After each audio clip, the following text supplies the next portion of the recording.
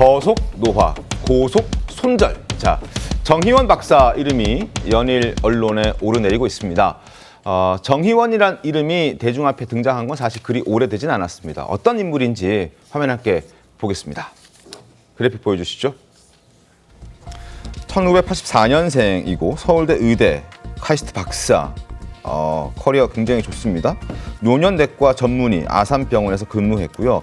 일찍 병원을 나왔고 지금은 이제 방송 활동도 활발히 하고 있던 저속 노화 전도사입니다. 저술 활동과 예능 프로그램도 활발하게 출연하고 있는 그런 트렌드를 좀 이끈 전문가로서 인지도를 높였습니다. 그 영상도 한번 보겠습니다. 마치 저희가 한의사나 또는 어떤 기능의학, 통합의학, 그러니까 제가 환자 중심, 사람 중심으로 본다고 말씀드리니까 네. 무슨 뭐 몸과 심신의학이나 이런 것처럼 또는 자연치유의학이 아닐까. 고에서 오셔서 무턱대고 약 끊어달라고 하시는 분들이 있고 제가 안수기도 이렇게 해드릴 수 있는 것처럼 그래서 오셔서 막 긴 시간 상담 원하시는 분들이 있는데 또 뭐 병원 또 홍보대사 역할을 해주시면 되니까요. 또. 네. 그래서 뭐 이해를 해주시는 걸로 일단은 굉장히 감사하게 생각하고 있습니다. 아유, 요즘 세상에 대학병원 가서 의사 선생님 15분 동안 만나고 있다라는 거는 생각하기도 힘든 일이어가지고 하여튼 좋은 일 많이 하십니다. 자, 이런 좋은 이미지를 갖고 있던 정희원 박사에게 최근 사생활 문제가 불거졌습니다. 법정 다툼도 벌이고 있습니다. 그러니까 전 직장 동료와 성추문에 휘말리면서 자, 모든 맡고 있던 직, 방송 다 하차했습니다. 화면 함께 보시죠. 자, 좋은 이미지로 서울시 건강총괄관 자리도 맡았었는데 사의를 표명했고요. MBC 라디오 진행도 했었는데 5개월 만에 폐지, 최근에 폐지가 됐습니다. 방송이. 그리고 식품업계에서는 빠르게 손절하고 있습니다.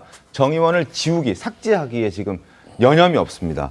이런 일이 왜 벌어졌을까?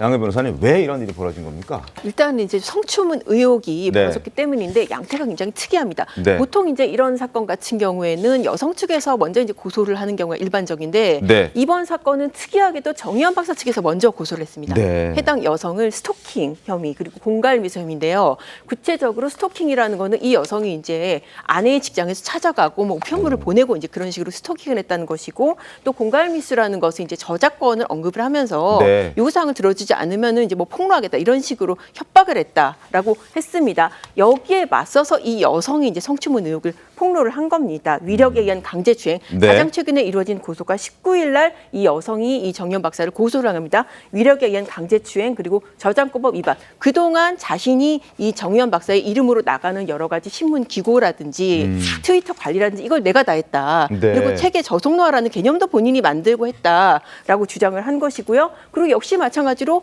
본인도 스토킹을 당했고 네. 또 정현 박사 어떤 위력에 의해서 어째서 거부할 수 없는 상태에서 성희롱이라든지 성추행을 당했다라고 폭로에 나선 겁니다. 그렇군요. 자, 정희원 씨의 입장을 한번 보여드리겠습니다. 화면 함께 보시죠. 자, 정희원 박사는 이렇게 얘기하고 있습니다. 지난해 3월, 24년 3월부터 올해 25년 6월까지 사적 친밀감을 느꼈다. 1년 3개월 정도 교제했다는 취지로 얘기를 하고 있습니다.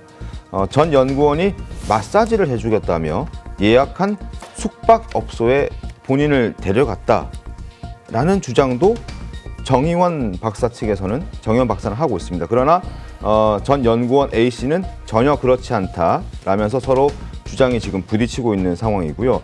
최근에는 또 올해 초에 나눈 카카오톡 대화 내용이 공개되면서 이 또한 논란입니다. 자, 그래픽 한번 보겠습니다. 정의원 대표가 이런 얘기를 합니다. 결박, 자극, 장각, 그리고 땡땡땡의 교차, 그리고 되살아난 여성 지배자 기질까지 한 번에 몰아쳐서 정신이 몽롱했다. 이런 얘기를 하고요. 그리고 오늘 중에 중편 소설 하나 완성될 것 같다. 역작이다. 계속 수정 중이다. 크크크.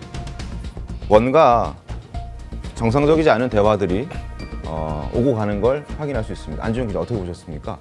네, 저런 얘기가 오가는 것 자체가 사실상 대중들이 봤을 때 그렇지 이게 적절하다고 보이진 않죠. 왜냐하면 정희원 박사는 기혼자이기 때문입니다. 네. 자, 그리고 이렇게 주고받은 얘기가 AI로 쓴 소설이다. 그리고 오히려 A 씨가 한번 AI를 활용해서 써보면 어떻겠냐라고 얘기를 해서 AI 소설을 쓰게 됐다고 정 박사는 주장을 하고 있는데 네. 자 그렇게 혹시라도 쓰게 됐더라도 이런 내용을 상대방이 봤을 때 굉장히 좀 부적절하게 받아들일 수 있는 내용을 또 전송을 했다는 거죠. 그거에 대해서 상대방이 어떤 반응을 보였는지 이 부분 역시 두 사람 간의 대화 안에서 들여다볼 필요가 있고요. 중요한 거는 정의원 박사는 그동안 저속노화를 비롯해서 여러 가지 믿음과 신뢰, 그래서 서울시에서도 직책을 맡고 있었죠. 네. 이런 대중적으로 굉장히 신뢰도가 높은 인물이었기 때문에 이런 사생활이 폭로되면서 더욱더 이미지가 추락하고 있는 상황입니다. 그러니까 겉으로 포장된 이미지는 굉장히 깔끔하고 또 고급스러운 이미지였던 반면에 그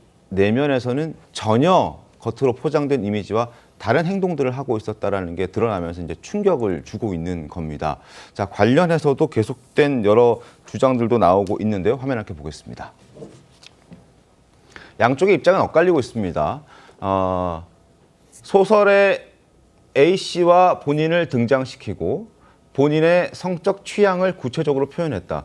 단순한 음란 소설이 아니다라고 전 연구원 A 씨 측에선 밝히고 있고 정희원 대표는 AI 기능을 써보라고 유도했다. AI로 소설을 작성한 것이다. 라는 주장하고 있습니다. 자, 그리고 있다는 논란에 정의원 박사가 하고 있던 사회적 활동 모두 내려놨다라고 말씀을 드렸잖아요. 그럼에도 불륜 의혹은 사실이 아니다라고 강력하게 지금 주장하고 있는 상황입니다.